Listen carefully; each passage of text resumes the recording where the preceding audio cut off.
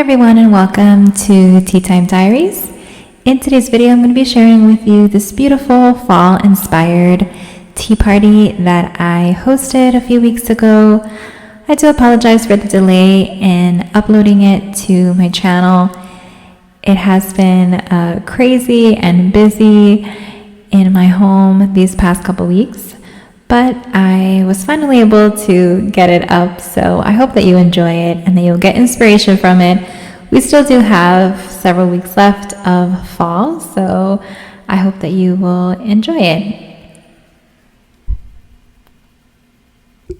Alright guys, so this is what the table setting looks like. This is my tablescape. I wanted to pull in some of the colors that I already have in the dining room throughout the entire fall season, and so I'm just gonna show you. This is the decor that is up in my dining room the entire fall season.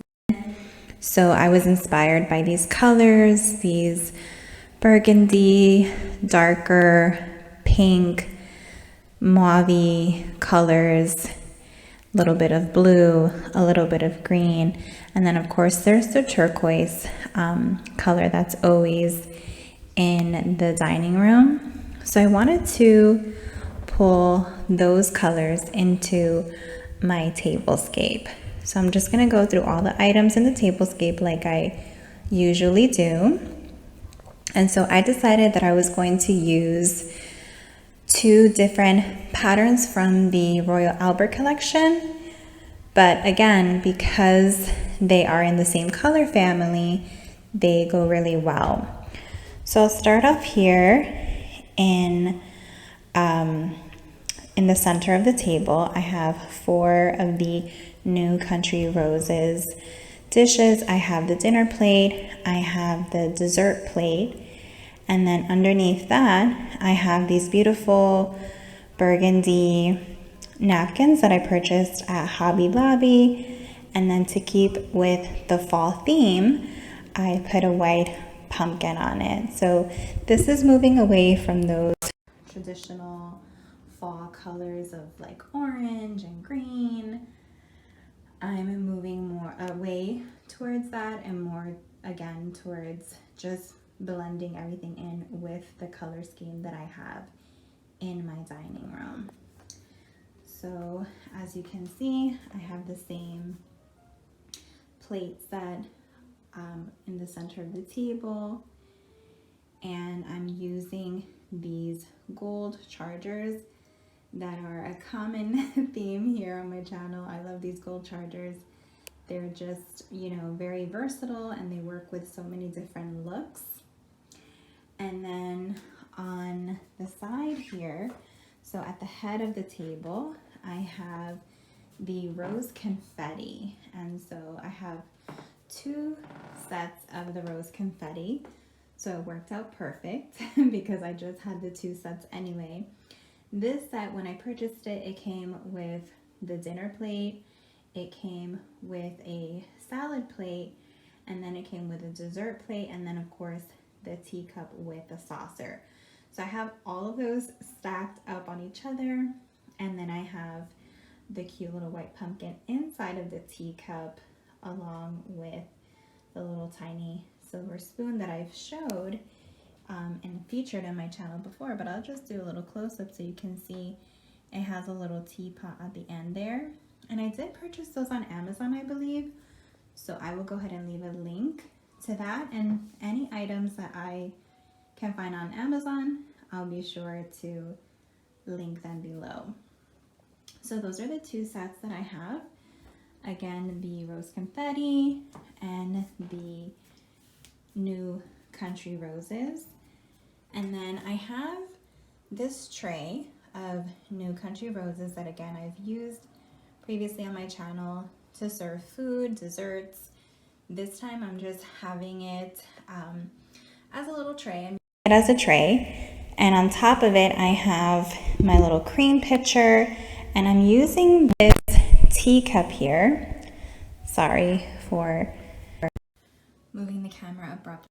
like that. But I'm using this little teacup here, and I'm gonna put some sugar in there, and then I have my Royal Albert Old Country Roses spoon and little butter knife set.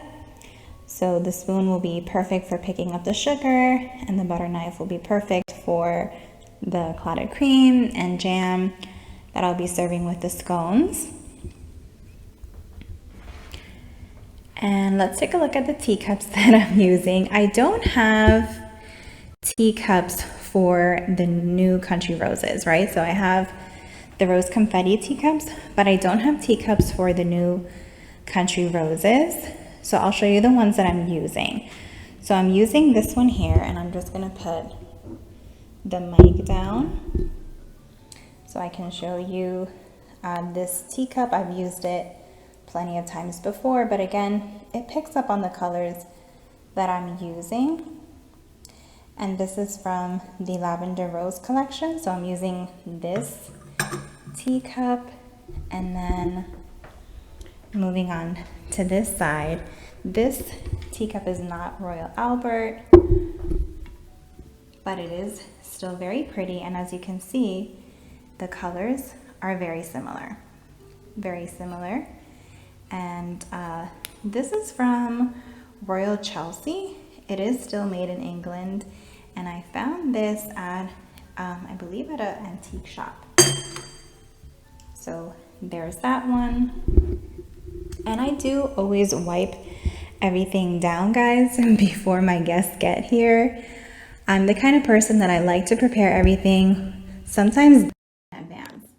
So because this may be sitting on my table for a day or two, I do wipe everything down so that there's no dust in it. I know sometimes some people might comment that I'm touching the teacup inside close to the brim where people put their mouths, and I get it. But I am wiping everything down. This is just before my guests arrive. I like to show you how I've set up the table. And again, I don't always set the table the day of. Sometimes I set it several days before so that I don't have a lot to worry about on the day of the tea party. So let me move on to show you the other teacups. So this one, even though it's not the same, but it is still, you know, the Country Roses type of teacup. So let's turn this over and see. This one is from, this one is called Rose Cameo Violet, but again, it still has the same type of roses and flowers. So even though it doesn't match exactly, it's still very similar. And then over here, I have this one, which again, it has the same pinks, right? Same color flowers. And this one is from the Old Country Roses, but it's soft pink lace. So similar, not exact, but similar. And I think that these are, again, similar enough that they match. So I have my little tea for one pot. And what I'm gonna do with this pot is something that I like to do when I'm hosting a tea party is I like to have like a special tea, a very unique tea that's sort of like the tea of the party. And so I'm gonna have that in this little pot, and then I'm just gonna have a regular pot of just plain hot water with my other tea offerings for someone who's interested in, you know, trying a different flavor and is not necessarily interested in like the tea of the day. And let's move on to the centerpiece. For the centerpiece, I have this beautiful, you know, of sort of faux flowers and pumpkins. Again, this is something that I have on my table throughout the whole fall season. The only thing that I did different is that I took out some bigger candles, and I had these pumpkin candles as well on the table. But I moved them because I needed more space, and what I did was that I just used these smaller taper candles on these smaller candle holders. So that way it looks a little bit more elegant. And of course, I'm going to be doing afternoon tea later on this afternoon. The sun is going to be setting around that time, so I will be able to light these candles and have a nice cozy ambiance while we're having tea. And so this is the tablescape for fall inspired tea party. Again, different from what I've done in the past in terms of color scheme, but I still love it and I think it's still beautiful and perfect for fall with all of these dark, warmer colors, and then the beautiful white pumpkins, which I've gotten pumpkins like this from Amazon, from Hobby Lobby. So again, if I find something similar, I will link it below. And then I'll just show you again here how these colors tie in with the decor that I have throughout the fall season. So this is the tablescape. This is what everything looks like from far away. And I'll go ahead and share the menu with you next, as well as other things that I'm doing to kind of stay within that fall feel, fall theme. All right, guys. Another thing that I do to set the mood for the season when I'm doing a seasonal tea party, I love using those ambiance screens on YouTube with the music. And you can't hear it now because of course I don't want it to compete with the volume of my microphone, but it is on. And then I also have a seasonal candle. That one is spiced pumpkin from Yankee Candle. So, you know, the smell of the candle and the coziness of the scene and the music also kind of helps set the tone for the party. If you don't want to use candles, I have this one along with some other candles. I have this one here in the hallway. If you don't want to use candles, you could always do like a simmer pot that's fragrant, or use essential oils and things like that, especially if your guests have allergies or are very sensitive to smells. But yeah, those are some other ways that I help to keep the environment cozy during the tea party. All right, guys, so let me share with you what's going to be on the menu. For the savory items, I have this butternut squash soup. I will link the recipe below. It's not my recipe. I got it from online. It's like a copycat of the autumn squash soup from Panera Bread, so I will link that below. I'm just letting this simmer a little bit, but it's basically done.